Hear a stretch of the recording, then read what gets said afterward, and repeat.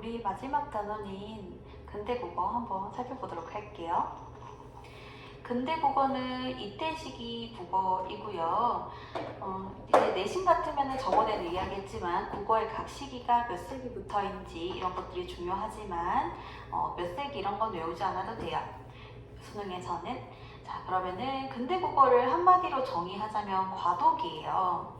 우리 향가로 치면은 4구체, 8구체, 10구체 중에서 8구체가 과도기적인 4구체와 10구체의 과도기적인 형태이듯이 근대국어로 뭐 소설로 치면은 고전소설이 있고 신소설이 있고 현대소설이 있으면 고전소설과 현대소설의 중간이 신소설이듯이 우리 근대국어는요 중세국어의 특징도 남아있고 그 다음에 현대국어의 특징도 현대국어 특징으로 점점 나아가는 중세국어에서 현대국어로 나아가는 중간 지점이라고 생각을 해주면 돼요. 자, 그러면 우리 근대국어에서 과도기적인 형태가 나타나는 이유는 어떤 것이든 혼재되지 않았던 적은 없는 거예요. 인간사적으로 봤을 때. 뭐 이런 것들 이거는 그냥 여러분 한번 그냥 마지막 오늘 수업이니까 한번 얘기해 볼게요. 조선시대 사람들은 고려를 잊지 못해서 자신들이 고려 사람이라고 생각하고 갑자기 나라가 조선이라고 하면은 받아들이기 힘들어 했거든요. 그래서 조선시대 사람들은 조선을 홍보하려는 목적에서 악장을 만들었어요. 그런 것처럼 이제 과거의 것이 갑자기 없어지진 않는다는 거예요. 자, 그런 것처럼 우리 근대국어는 중세국어 특징도 여전히 남아있다. 그러나 점점 현대국어로 간다는 것이죠. 자, 그래서 그런 예들로는 이런 것들을 들 수 있는데 살펴볼게요. 자세하게. 자, 표기에서는 거듭 적어요. 그럼 여러분 명칭에서도 드러나듯이 거듭이라고 하는 것은 두 번인 것이죠. 그렇죠? 한 문헌 안에서도 이어적기, 끊어적기, 거듭적기가 섞여서 나타나는 경우가 있었다. 자, 이어적기라고 하는 것은요, 연결해서 적는 것이죠. 자, 이게 중세시대는 이어적기가 많이 있었는데 그게 군대 때 축소가 되고 우리 현대는 끊어적기잖아요. 자, 끊어적기가 점점 많아지더라. 그리고 거듭적기도 나타난다. 자, 여기 보면은 이제 중세국어 같으면 연철해서 사람 플러스 이 했을 때 사람이가 됐을 텐데 연철돼서 근대국어에서는 이렇게 사람이 이렇게 끊어 적기도 했고 아니면 사람이와 같이 거듭해서 적기도 했어요. 자, 그러면 여기 분철에 대한 의식이 생겨났다는 것이죠. 그래서 보면요 여러분들 이게 사람 플러스 2에 대해서 우리 중세 때는 연철했죠. 그 다음에 우리 현대인들은 끊어서 사람 2로 적잖아요. 그럼 여기에 지금 근대에는 거듭 적었다는 건데 얘는 이어적기를 했고 사람 2로 그 다음에 얘는 끊어적기 사람 2로 아까도 이야기했듯이 사람 이렇게 적는 거예요. 자, 그러면 요거는 지금 이어적기 흔적인 거죠. 요거 뒤에는 이어적기의 흔적이고 이거는 분철에 대한 인식이 생긴 거예요.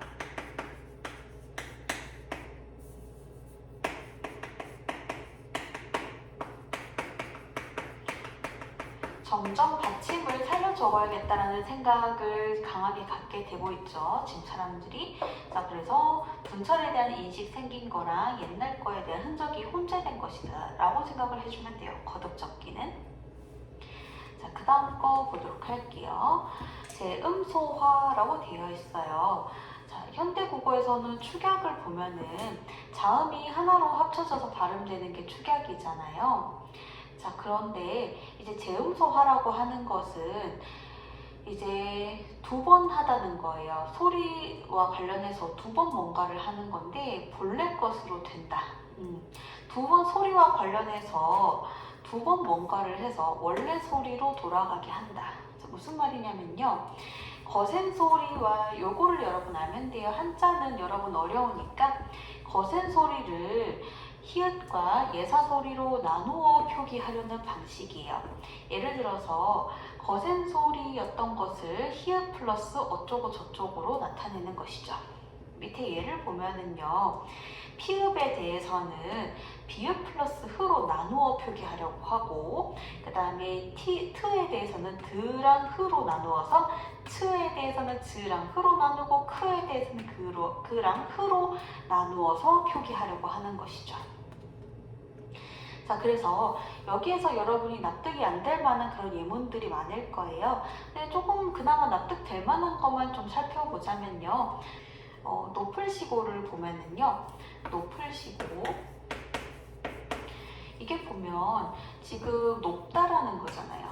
높다라는 것에 대해서 비읍과 히읗을 요거 나누어서 표기한 거 알 수 있죠.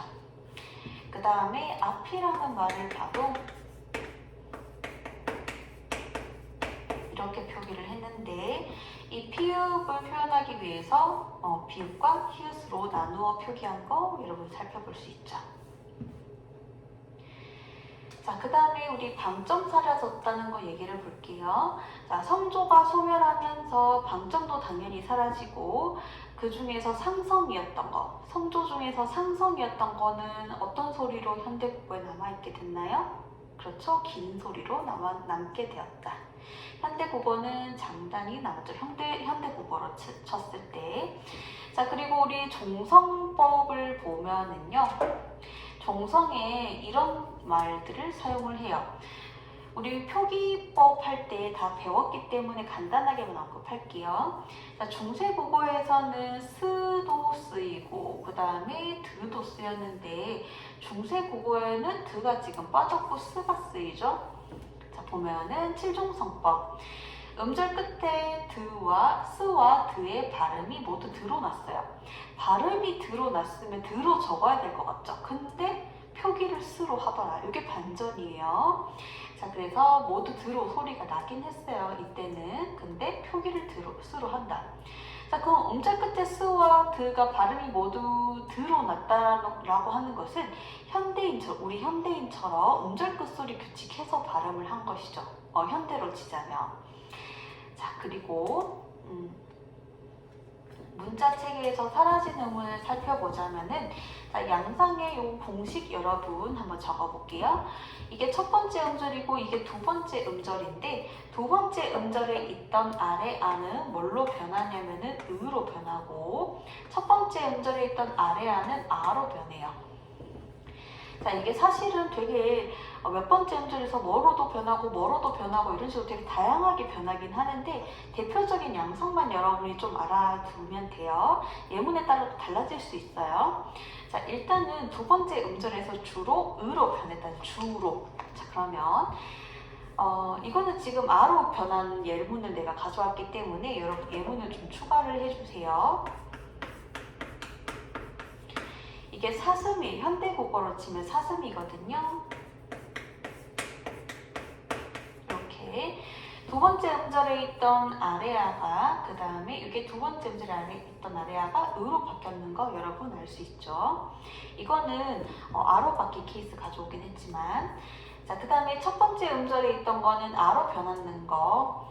자, 그래서 요 예문을 크게 좀 적어보자면 레년이 지금 레년이 됐네요. 자, 여기 보면은 이게 지금 아로 변했기 때문에 얘가 아로 변하면 아랑 이랑 합치면은 애가 되죠. 그쵸? 애. 자, 그래서 요거 살펴볼 수 있었고 자, 그러면 아래아는 음가가 소멸하고 음가는 사람들이 점점 그 아래아를 발음하지 못하게 되고 그 다음에 문자로서는 여전히 아래아를 사용을 했다. 자, 그러다가 19세기 이후 소멸을 했다. 아래아에 대해서 다시 한번 살펴보자면 둘째 음절에서 아까 공식에서 봤듯이 주로 으로 바뀌고 첫 번째 음절에서는 아로 바뀌었다. 여기까지 여러분 이해했을 것이고, 자, 그 다음에 요 두 번째 단계에서는요, 음가가 소멸, 소리값이 소멸하고 아와 오의 중간 발음이었잖아요. 그쵸? 자, 그 다음에 문자로서는 쓰다가 나중에는 맞춤법 통일한 때 표기까지도, 표기도 우리 이제 아래 안 쓰죠. 그래서 표기도 없어졌어요. 자, 그 다음에 3단계 소실 이야기 방금 했었던 거죠. 소실 과정을 퍼센테이지 나타나자 점점 없어지는 거 알 수 있고, 자, 그 다음 부를 보도록 할게요. 부 이렇게 발음하죠. 반모음 W 계통으로 변해요. W계 반모음으로. 자, 그래서 곱 아가 나왔는데요. 지금 여기에서 플러스 여기 지금 양성모음이기 때문에 여기도 양성모음이 왔고요. 그 다음에 얘가 W 계열 중에서 O로 변하죠. 그쵸? 얘가 양성이기 때문에 당연히 얘가 어가 아니라 아가 왔잖아요. 양성. 그리고 얘는 W는 O 계열인데, 그쵸? 단모음 O 말고 W 계열. 그때 이렇게 와가 되는 것이죠. 얘가 일로 갈 때 와가 되는 것이죠. 자, 그 다음에 고와, 그 다음 이게 소멸한 경우도 있었어요. 자, 그러면은 곱이, 여기 보면은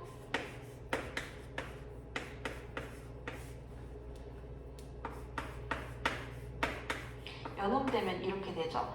자, 그런데 이게 지금 이렇게 됐죠. 요거 그대로, 얘는 당연히 그대로 올 거고 얘는 그대로 오는데 여기 있던 무가 얘가 지금 사라졌어요.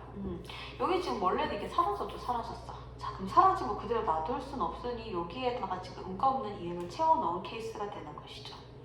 그래서 여러분들 이게 O로 변한 것인지 아니면은 탈락하는 것인지 알고 싶다면은 O로 되었을 때는 변한 자리에 요게 불이 지금 여기 셔라고 하는 것이 지금 얘가 음성 모음이잖아요. 그쵸? 그래서 여기다가 물이 왔을 때 여기에서 얘가 W 중에서도 우 계열로 바뀌죠. 그쵸? 그래서 서울이 되는 것이죠. 자, 그 다음에 탈락했는 거를 보면은요, 있던 자리에서 부가 지워지고 그 자리에 초성에 음가 없는 이응이 온다. 자, 시, 위. 여기에서 여기 부가 사라지고 그 자리를 지우고 그거 대신에 요거 음가 없는 이응이 채워주죠. 자, 그래서 현대국어에서 비읍불규칙 활용을 보이는 용어들은요, 중세국어에는 를 받침으로 가지고 있던 아이들이다 생각을 해주면 되고,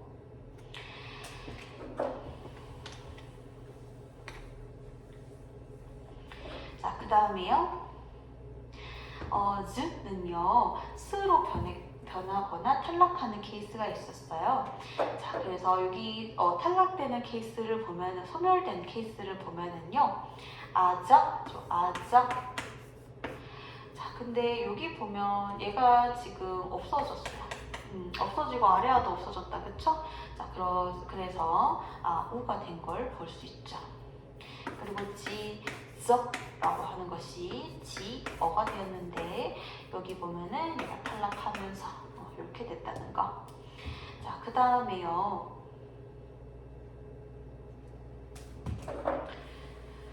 아래아가 소멸된 형태인 것을 쉽게 이해하기 위해서 아래아가 소멸됐다는 거, 요거는 뭐 아까 여러 번 이야기했던 거니까. 자, 그리고 여기 시옷 불규칙을 보이는 용어들은요, 중세 시대 때는 즈를 받침으로 가지고 있던 아이들이다 라는 거. 자, 그래서 우리 아래아를 보면, 그 다음에 예디음을 보면은요, 중세국어에서는 초성에도 음가가 있는 이응을 쓸 수 있었죠. 예를 들어서 바올, 방울이란 뜻이에요. 방울. 이런 식으로 중세시대에는 예디응을 초성 자리도 쓸 수 있었고 종성 자리도 쓸 수 있었고 당연히 둘 다 음가 있죠. 하지만 근대 국어 시기에서 초성에는 동그라미 이응으로 바뀌었죠. 그쵸? 자, 그리고 음가 초성에 있는 이응은 음가 없고 종성에 있는 이응은 음가가 있어요. 자, 그래서 여기에 보면은 15세기에 중세 때는 예디응을 썼는데 받침에 여기에는 동그라미 이응을 쓰는 거 받침 자리에 알 수 있죠.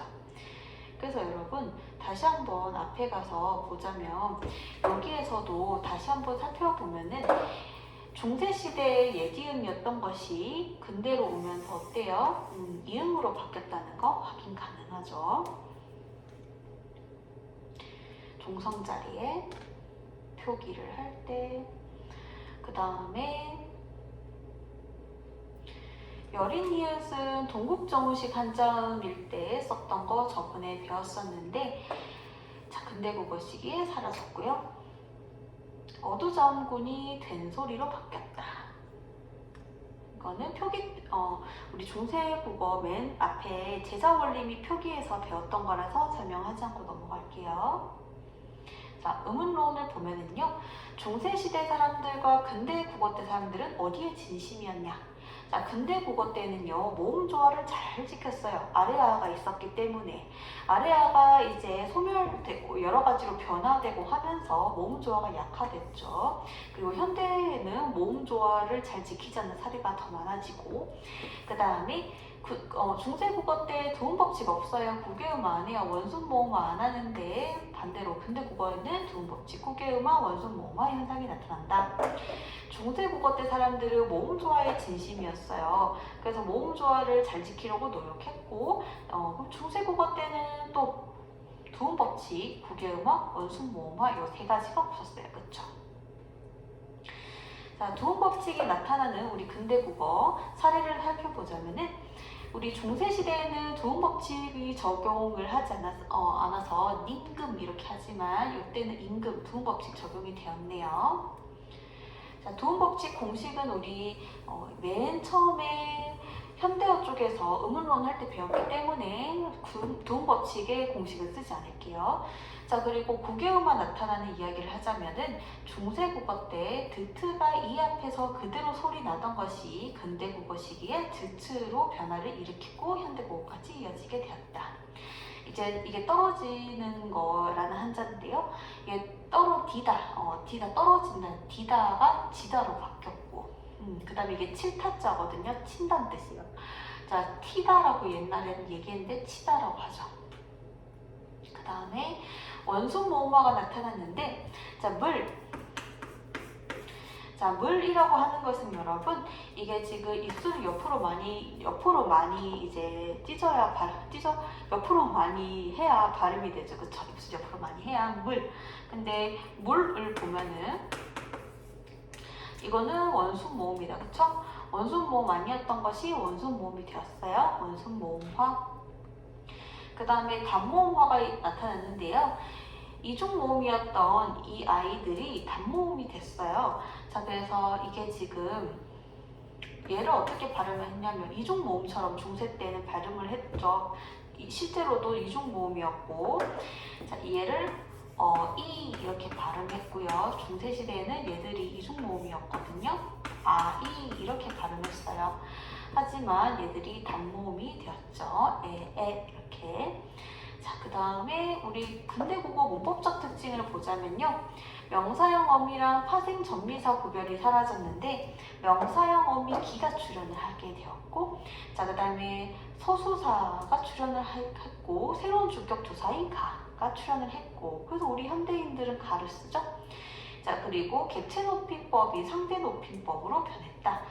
객체 높임법이 이제 요 상대 높임 사오, 자오, 오로 변했고, 모음 조화 잘 지켜지지 않았고, 모음조화가 많이 혼란해지는 이유는 음가 소실 때문이고 여러분 알 수 있죠.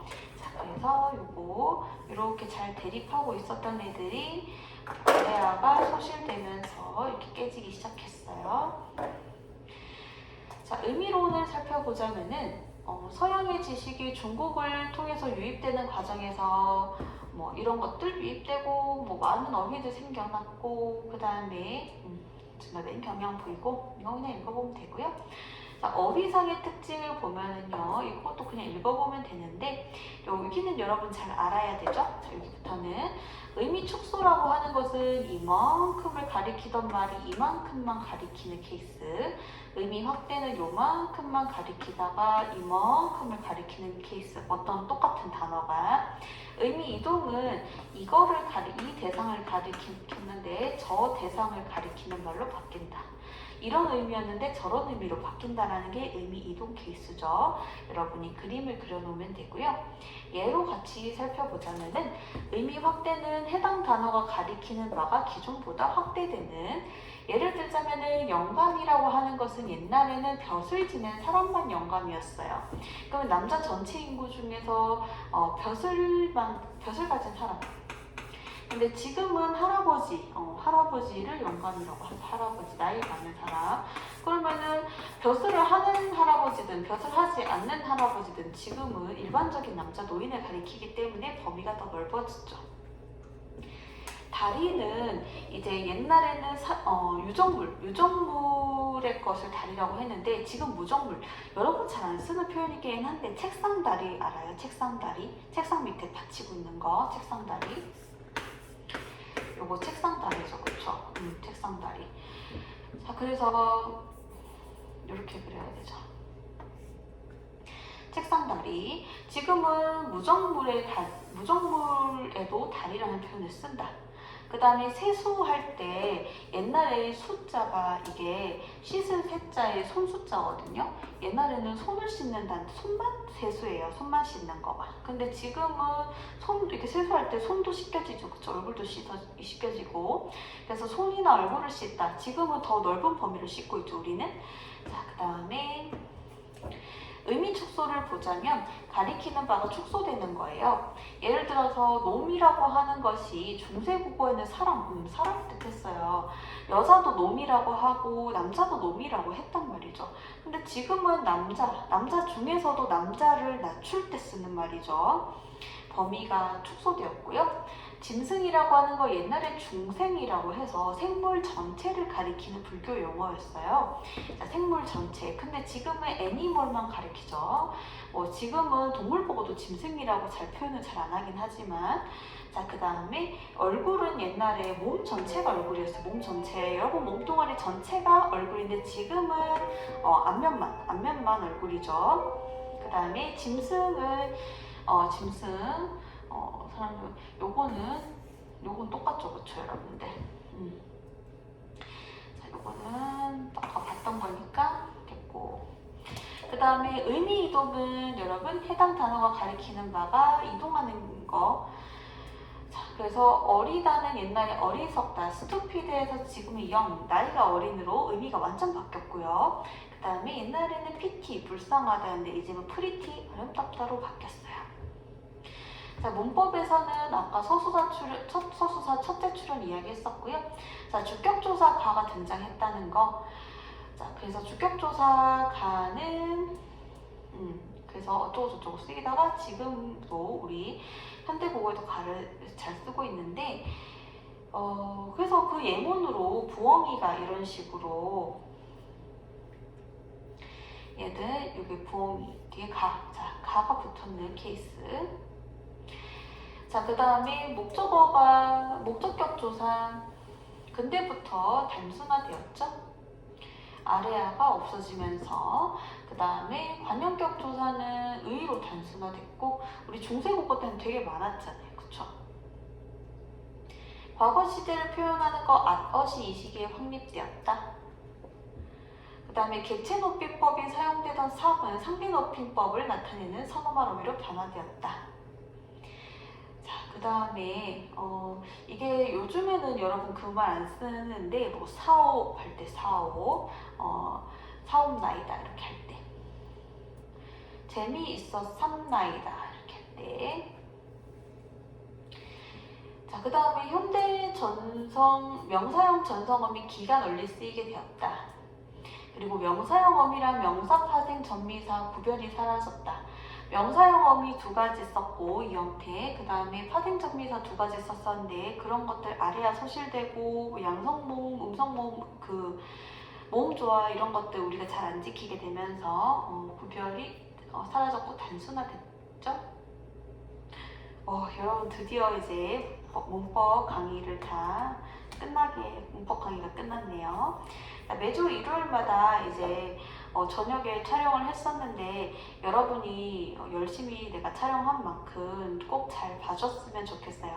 이 강의를 듣고 있는 학생들은 뭐 근대국어만 받는 학생들도 있겠고 맨 첫 강부터 끝강까지 끝에 오늘까지 완강을 했는 학생들도 있을 수 있겠네요.